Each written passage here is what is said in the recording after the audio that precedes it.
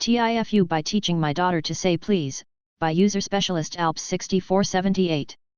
Today I hit a milestone I have been mentally hiking towards for about 6 months.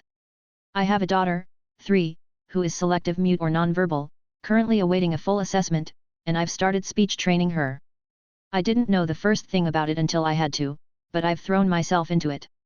It is worth every moment, but can be quite fruitless a lot of the time, so I have been celebrating every small win, waving hello when I say it, pronouncing half a word when prompted, or making an animal noise kind of thing, while hoping for a breakthrough moment.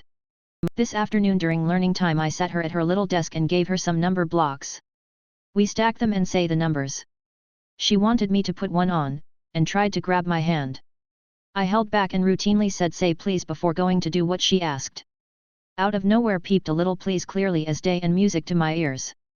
I was so surprised I just stared at her and asked her to say it again. She did. Cue celebrating and dancing and spending the next half an hour back and forth with her passing me blocks and saying please every time. I was in my element. At dinner time, she said please when she wanted me to pass her the juice. She said please at bath time when she wanted the towel to wipe her eye. What could be better? There was no downside.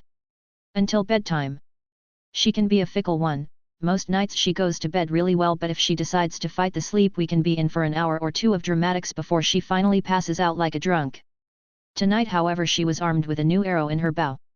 I have just had to explain to the 2 different concerned neighbors who knocked on my door together that while there is a child in my home screaming please please please no no please like they're being murdered, it will stop soon. It is in fact just bedtime, and actually a positive thing because we learned a new word. Yay! This parenting thing is wild.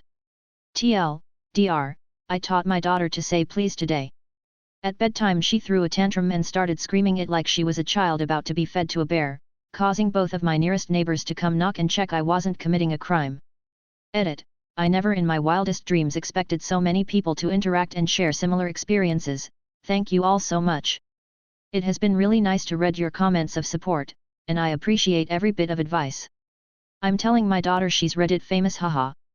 TIFU I set myself on fire accidentally and had to be careflighted to the hospital for emergency surgery, by user superjosh420. I was doing yard work and had a huge burn pile after it. I usually use diesel as an accelerant for my brush piles but I was out of diesel and figured if I was careful it would be fine to just use regular gasoline. I poured about 1/4 gallon on there and grabbed a little dab torch. Here's where things went awry. I got a small bit set on fire and turned around to move away. That's when the boom happened. I was basically engulfed in flame. My legs got the worst of it. But my entire right side is burned all the way to my head. I stopped, dropped, and rolled. Skin was falling off my calf muscles as I stood up. Ambulance took me to the helipad and took me to Medical City Plano burn unit. I have these special things stapled into my legs now and we are about to do 6 skin grafts. TLDR, I set myself on fire and my legs are fucked now. Edit. This blew up more than I expected. I'm on a lot of heavy painkillers and weed gummies and replying to so many well wishes is just not possible. Thank you all for your thoughts. My family is going to be setting up a GoFundMe in a couple days to try to help me get through all this. I'm obviously not able to work for a while. Would it be kosher to post the link here when they get all that set up?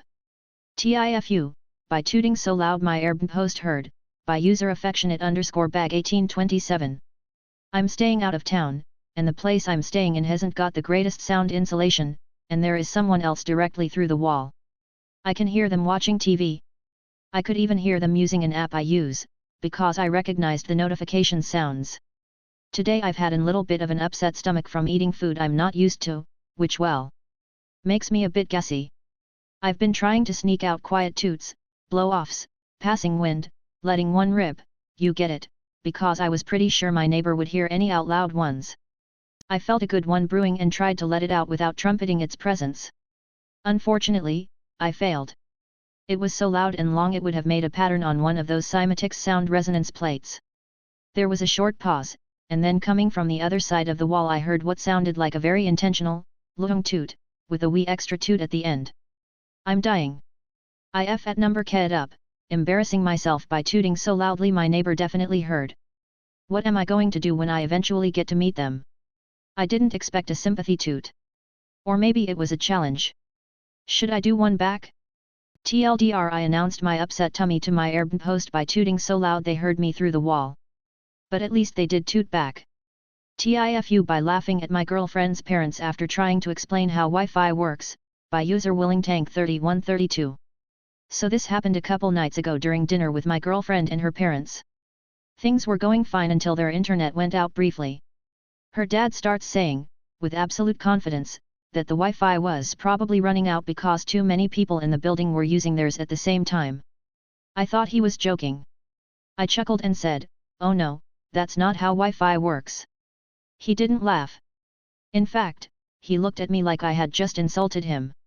So I tried to clarify. I explained that each household has its own router, its own bandwidth, and that while network congestion exists, it's not because Wi-Fi is a shared neighborhood pool of signal that runs out like hot water. Then his wife jumps in and says something like, "Well, if our phones are near the neighbor's walls, maybe it interferes and weakens our Wi-Fi. That's why I always keep mine in the center of the house." At this point I was genuinely confused and tried to keep it light, like, "Oh okay, I see what you're saying, but I promise that's not quite how it works." I even offered to help optimize their router placement later. But they both kept arguing with full confidence, and after the fifth time her dad said Wi-Fi can run out if the building is too full, I lost it. I let out a laugh. Not a polite chuckle, a genuine, caught off guard, snorty exhale kind of laugh. It was bad. Her mom stopped mid-sentence. Her dad stared at me like I'd insulted his entire bloodline. My girlfriend gave me a subtle death glare across the table. I immediately apologized and tried to backtrack, but the damage was done. The rest of dinner was painfully quiet. On the drive home, she told me I made them feel stupid and that I should have just let it go. Now I'm debating whether to show up with flowers or a Wi-Fi explainer chart. So yeah. TIFU, by trying to correct a harmless tech misconception and accidentally turning it into a dinner disaster. TLDR. Laughed at my girlfriend's parents after they insisted Wi-Fi can run out, now they hate me. TIFU, by being sleep deprived in Japan, leading to a broken femur, a broken clavicle, and a biblical series of unfortunate events trying to get home, by user Shotokens. Everything I'm about to write is true. For months, several people have told me I absolutely had to write this story down, so today, I finally decided to do it. But technically, this isn't a "today I fucked up," it's more of a "last October I fucked up," but I hope you'll forgive me. This might not be the perfect subreddit, but honestly, I had no idea where else to post a story this long and bizarre. I'll try to be as precise as possible with the context. Let's begin. After dreaming of visiting Japan for years, last year I finally bought the tickets, booked my vacation months in advance, and started planning the trip of a lifetime.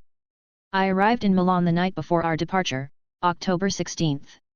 To celebrate, I took 2 of my 3 friends, the third was at a concert, to a Michelin-starred Japanese restaurant.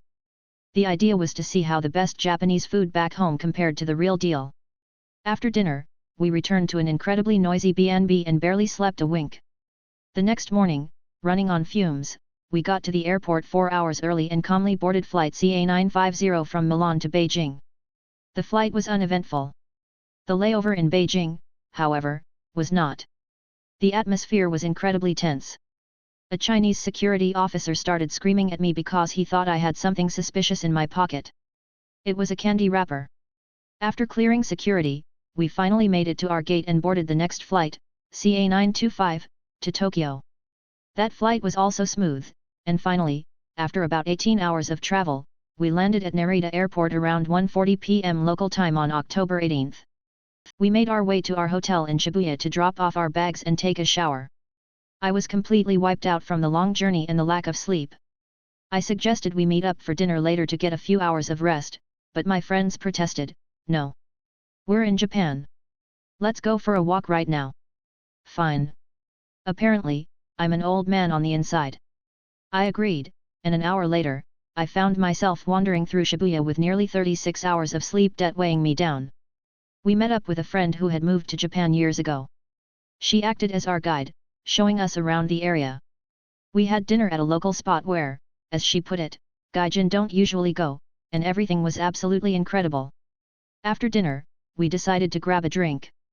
Our friend took us to a bar tucked away on a Shibuya side street, packed with locals drinking and dancing.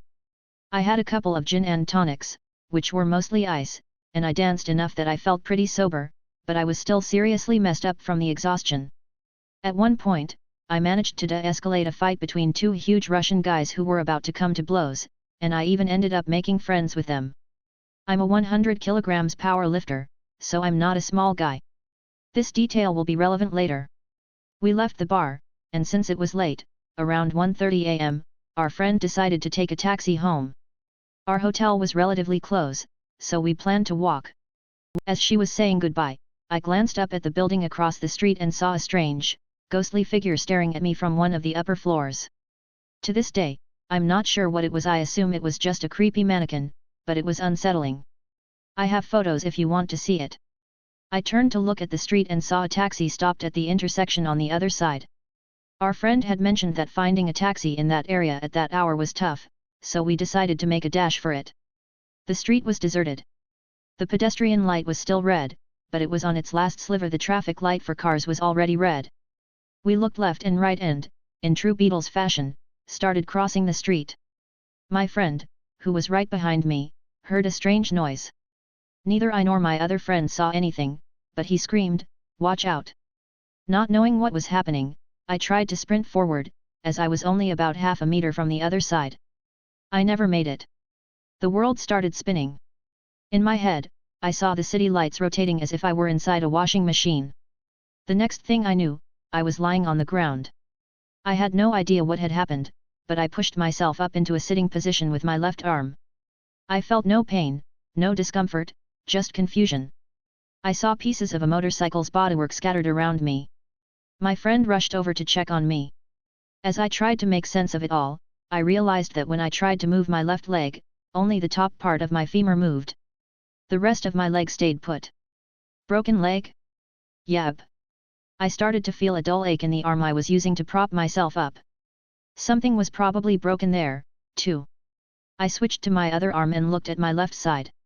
I didn't see anything unusual, but I felt a sharp pain around my collarbone.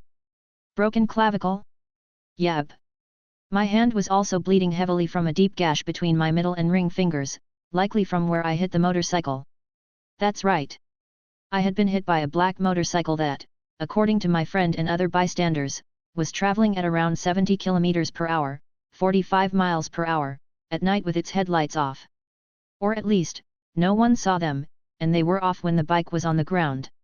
It's still unclear. I immediately asked how the rider was. At first, no one answered. A minute later, they told me he had been knocked unconscious by the impact but had come to almost immediately and was okay. His bike, an 800 cubic centimeters Yamaha, was destroyed. A passerby called an ambulance, which arrived within minutes. The paramedics loaded me in. Thankfully, they understood some English, but my friend was able to translate in Japanese anyway what had happened and explain my condition. A police officer arrived shortly after, got into the ambulance, and asked me what happened. He asked if I had been drinking. I answered honestly, 1 beer, 2 gin and tonics. The officer stepped away and made a call. My friend overheard him tell the dispatcher, a drunk gaijin caused an accident. He has insurance, he'll sort it out. My friends had to hold her back from screaming at him. No official report was filed. No statement was taken. When I got to the hospital, I realized the local police had simply made the problem disappear. The foreigner would deal with his insurance, and the local rider would deal with his bike. At Shibuya Hospital, I was admitted to the emergency room. They ran full CT scans to assess the damage and stitched up my hand. The diagnosis? A compound fracture of the femur and a compound fracture of the clavicle. By now, it was the morning of October 19th. I sent 2 of my friends to continue their vacation while one stayed behind to help me, crashing at our local friend's place. The hospital scheduled my femur surgery for 2 days later, on Monday the 21st, and the clavicle surgery for the following week. The nurses were incredibly sweet and tried to communicate with me using some kind of Asian translation app, not Google Translate. This one had K-pop ads in the middle of the screen and translated everything horribly. One time, a nurse said something, and the app cut her off, translating it as "Kelly is drunk," which sent my friend and me into a fit of laughter. Another hilarious quirk was that Japanese often omits the subject of a sentence, so the app always defaulted to I. Phrases like "I have to take your pants off" became "I have to take my pants off," which, I admit, made me smile. I didn't realize it was that kind of hospital/JK. Monday arrived, and at 1 p.m., they wheeled me into the operating room. 9 hours of surgery. 4 bags of blood. A 38 cm titanium rod, 6 screws and a metal clamp to put my femur back together. I came out of it at 10 p.m., completely zonked out from the anesthesia, but by the next day, I was feeling generally okay. My foot, however, was paralyzed post-op apparently, a nerve was being compressed by swelling. Thankfully, it started to move again a couple of days later, which was a huge relief. The week after, the day before my clavicle surgery, they took me to the shower room to get washed. I could barely sit in a wheelchair, and my foot was screaming in pain strangely. My leg didn't hurt much, but the shooting pains in my foot felt like fiery needles. The nurse gestured for me to sit on a tiny stool that was probably the width of one of my thighs. I was barely perched on it. The room was just a hard floor with a bathtub in the middle. The nurse then motioned that she was going to remove the 4 from my left arm.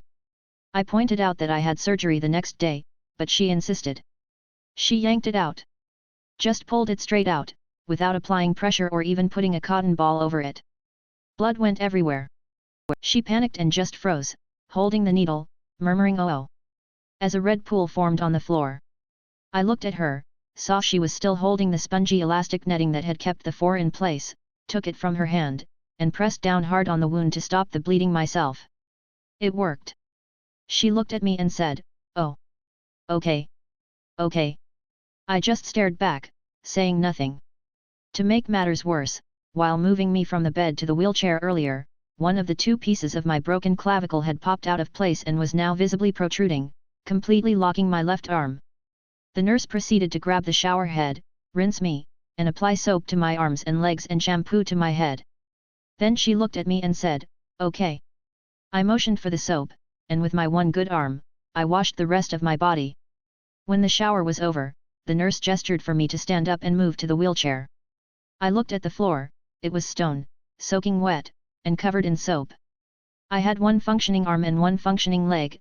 I weigh 100 kilograms, 220 pounds, and this Japanese nurse couldn't have weighed more than 40 kilograms, 90 pounds, soaking wet.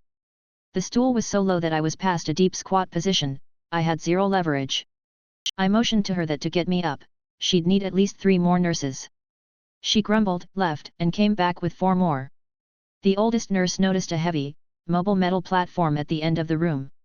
It had a handle at chest height. She wheeled it over and locked it in place to give me something to pull myself up with. With the help of 4 nurses, I started to stand. I was almost upright when I began to slip. My left leg, the one with the brand new titanium rod, slid out and slammed against the side of the bathtub as all 5 nurses now scrambled to keep me from falling. I looked at the nurse who had wanted me to get up by myself. I said nothing. She said nothing. We understood each other perfectly. The days passed. They operated on my clavicle, a 2-hour procedure, and life settled into a routine. The doctors wanted me to stay for 45 days before flying, but I insisted on going home and pushed myself as hard as I could in every physical therapy session. Finally, the surgeon who operated on me, one of the few people in the hospital who spoke excellent English, announced that I could fly home the following week. I had proven I could sit comfortably in a wheelchair and handle the return flight. I immediately looked for the first available flight, November 2nd. But then I had a hunch. I checked the weather forecast. A typhoon was coming. Typhoon Kongray was set to pass directly over Tokyo on November 2nd. I decided to wait until November 4th. Risking a flight home during a typhoon seemed like a bad idea. Instead, I got to enjoy the storm from my 10th floor hospital window. Finally, November 4th arrived. I was discharged at 2 p.m. outside the hospital. My friend met me with fresh sushi and a bottle of sake as a parting gift. The sushi was spectacular. At least I got to try some before leaving. A few hours later, we boarded flight TK 199 from Haneda to Istanbul, scheduled for 9:45 p.m. I was in business class since I needed to keep my legs straight. The plane took off, making a lot of noise, but it seemed normal. About 10 minutes after takeoff, I saw the pilot rush out of the cockpit and run towards the economy section. I started to worry. A few hours passed with no news. I even managed to fall asleep. At some point, I woke up and glanced at the flight map on the screen. The plane was heading back to Tokyo. I asked for an explanation, but the crew said nothing. Half an hour later, the pilot announced that there were technical problems, and they didn't feel safe crossing the ocean with the engines in that condition. We would land back at Haneda, and if everything was okay, we'd take off again. Otherwise, the flight would be cancelled. We landed. A long time passed. Then, the announcement came, the engines were not in good condition. The flight was cancelled. We deplaned and went back to the airline ticket counter. They told us they would refund the tickets, and we could book a flight with another airline. The refund, they said, would arrive within 2 weeks. We were talking about an €8,500 ticket. I dug in my heels and demanded they provide a hotel and a new flight home. This was their problem, not mine. After a 2-hour standoff, they finally found a solution, a new flight, TK51 from Narita to Istanbul, departing November 6 at 10:15 am, followed by TK1867 to Venice. They booked us a room at the Hilton Narita and the airport hotel in Istanbul. I finally got some real sleep at the Hilton. We took the new flight and landed in Istanbul where, during the approach, the wind was so strong that the plane had to line up with the runway at a sharp angle. As a result, the landing was very rough, the impact sent bottles and any other unsecured objects flying forward. Aside from a good scare, luckily we were all in one piece. Strangely, at the Turkish airport, no one spoke English. I pulled out my phone to use a translator and realized the airport's free Wi-Fi was limited to 30 minutes, which I had already used on the plane to text my parents. Airport staff wheeled me around without me having any idea where we were going. Then I remembered I had a company eSIM on my phone. I managed to get another 30 minutes of free internet, downloaded the Turkish language pack for Google Translate, and was finally able to talk to my escort. We were going to the hotel. After some complications at check-in, no one had realized I was in a wheelchair. They gave me a disabled access, fully automated smart room on the first floor. It was very comfortable. The bathroom had a shower with support bars and a chair anchored to the wall.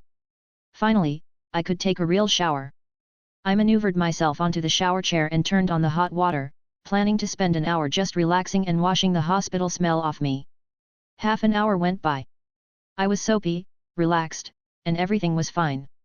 And then the entire room went pitch black. The hotel's smart home system, it turned out, had convenient motion sensors. If no motion was detected for 30 minutes, it would turn off all the lights to save energy. But there was no sensor in the bathroom. I sat there in the dark, naked, soapy, and with one working arm and leg, under the hot water for like 5 long minutes. What were my options? Ring the emergency bell and have a random Turkish employee find me naked in the shower? Slowly lower myself to the floor and crawl to the door? Then, as I scratched my head my left arm, I remembered, I was wearing my smartwatch.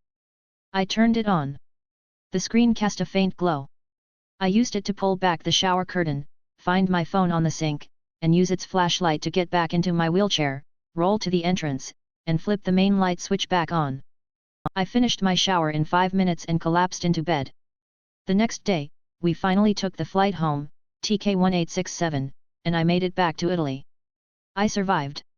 And now I have one hell of a story to tell. Everything I've written is true, and I hope I've attached all the data that can prove it. I used Gemini to translate this text as I didn't feel like writing it all in English, but I have reviewed it and there are no major mistakes. However, if you find any strange AI-only special characters, you'll know why. If you want to see some pictures, just ask. I see that I cannot attach them here, but maybe I'm doing something wrong. TLDR, after 36 hours of no sleep, I jaywalked in Shibuya and got hit by a motorcycle going 70 km per hour with no lights on. I broke my femur and clavicle, endured a hospital stay full of comical errors, narrowly avoided a typhoon, survived a flight with engine failure, and nearly got trapped naked and disabled in a pitch-black smart hotel bathroom in Istanbul. But hey, I got to try some great sushi.